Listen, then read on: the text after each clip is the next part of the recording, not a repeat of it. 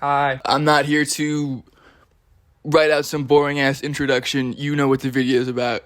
You have eyes. You can read. I'm not here to waste any time, okay? Spider-Man 2. This movie fucks. This movie has sex. A lot of the things I'm going to talk about in this video share the commonality of expansion, right? They don't take away what makes the original formula so good, but they keep what works and they expand on it. Spider-Man 1 is like through and through a comic book movie. Sam Raimi's like signature over the top, action directing from stuff like The Evil Dead. It translates really, really well to a superhero movie, but the Green Goblin never feels anything more than comical to me. You know what I mean? Obviously, this is all fucking subjective as hell, but the reason why Spider-Man 2 works so well for me is Dr. Octopus. His interpersonal conflicts really reverberate Peters in a way that emphasizes their dualism.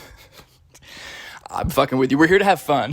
They fucking carry him through the train and the shots like above him and the music's like, it's fucking cinema, dude. And the action is just as bananas as the first one without having to sacrifice anything that Doc Ock stands for. You know what I mean? The fucking scene where they're fighting sideways on a building and the fight's like reflected in the glass and they're all sideways and shit's so cool, dude. Doc Ock is just such a more empathetic villain in my opinion, and that injects like this whole layer of like emotional tension into the movie that the first one kind of lacks because the Green Goblin's just all like, you and me, Spider. This is all to say that while Spider-Man makes the movie really fun, it's amazing what the addition of one crucial character can do for your sequel, especially if that character is a villain. You see where I'm going with this?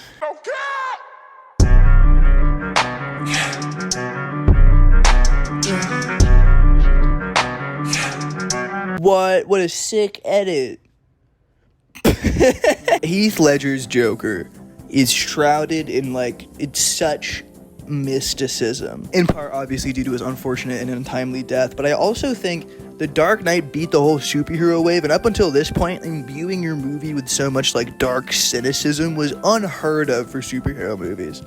Praising this movie any further obviously cements my status as a film bro. I understand that, but I feel like it's impossible to leave this movie out of the sequel discussion. Dude, Batman Begins is fucking boring. I'm not gonna sit here and argue with you, bro.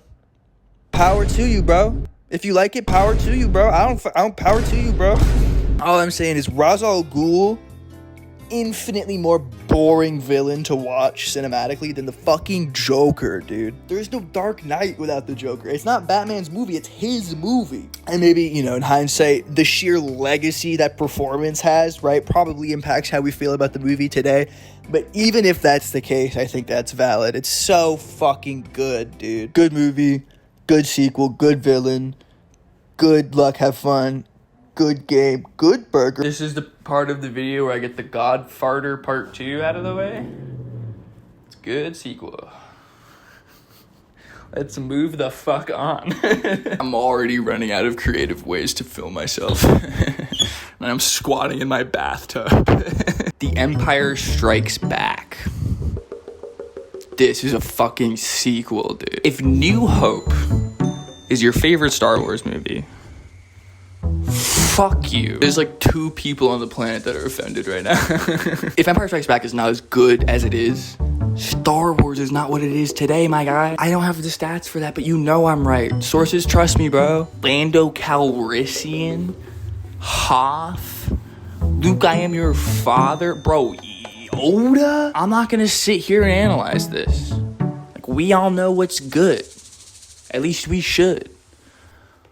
All of the movies that I've mentioned so far have expanded on the formula in a way that feels like a continuation of the original story. Spider-Man beats one villain in one movie, moves on to the next villain in the next movie. The Corleone family experiences a change of leadership between the two movies. Luke fights back against, the ever-growing forces of the dark side. All of these movies kind of happen in relative conjunction with the one that came before it, both narratively and chronologically. But what about a sequel that remixes the formula entirely, taking what made the original so successful and flipping it on its head to create a brand new experience that's both nostalgic and refreshing? There's an argument to be made here about a lot of movies, right? Think Blade Runner 2049 or Logan, both movies that are good enough to deserve a spot in this video in their own right. But in my opinion, there's no better place to look than video games.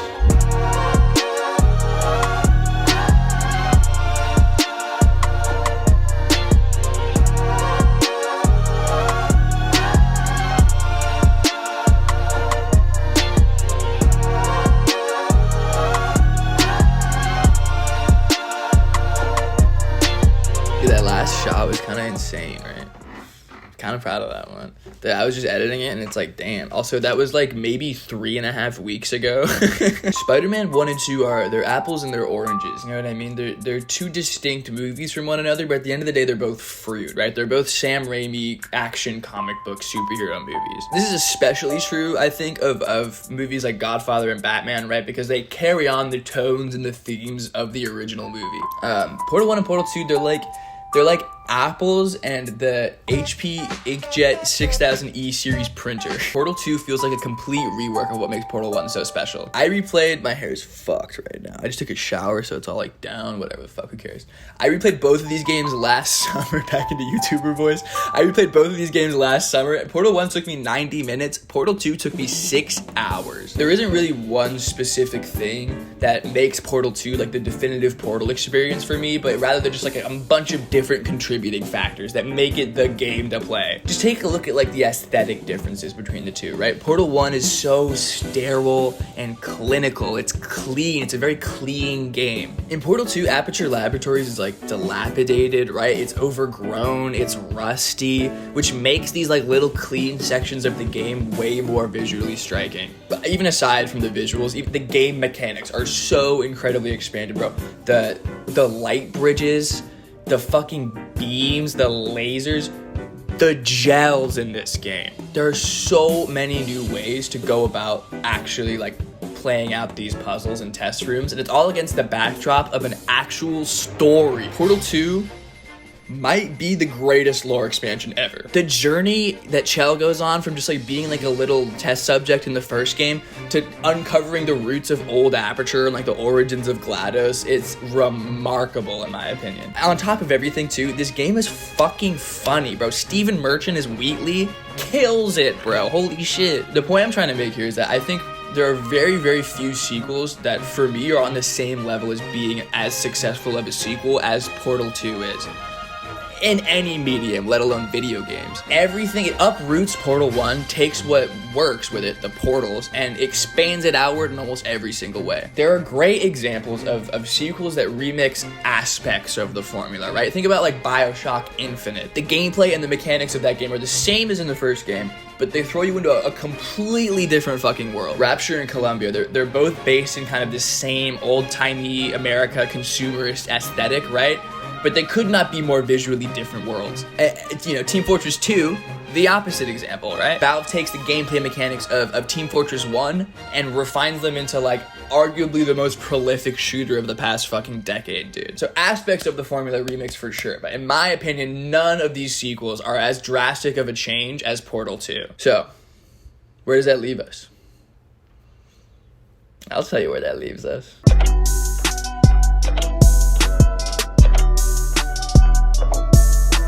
The idea of the album sequel, right? It's not exclusive to the rap industry. Love is Rage 2 is another in a long line of musical projects that take an older sound and reinvent or modernize it. And there are countless examples of this, right? Think about like Jid's DiCaprio 2 or Future's like Dirty Sprite 2, right? Rappers being forced to reinvent their sound in a new modern era of sheer abundance and excess in the music industry. And it's like the games and the movies, right? They take what works about the original formula and they reinvent it into a new sound. And it injects this new musical life into the album. There are definitely better sequel albums out there than Love is Rage 2 by Lil Uzi Vert for sure. It's definitely got a few skips, I'm not gonna lie.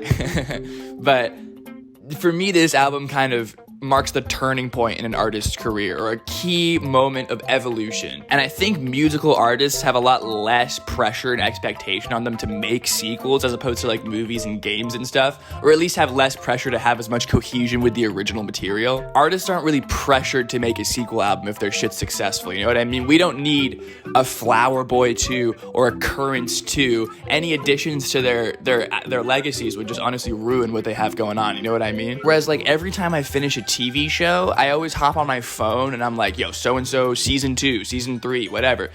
Because that's how the television industry works. We are hyper-consumerist. We always want more these days. This is why there are million trillion seasons of Simpsons and Family Guy and every reality TV show that I'll never ever watch.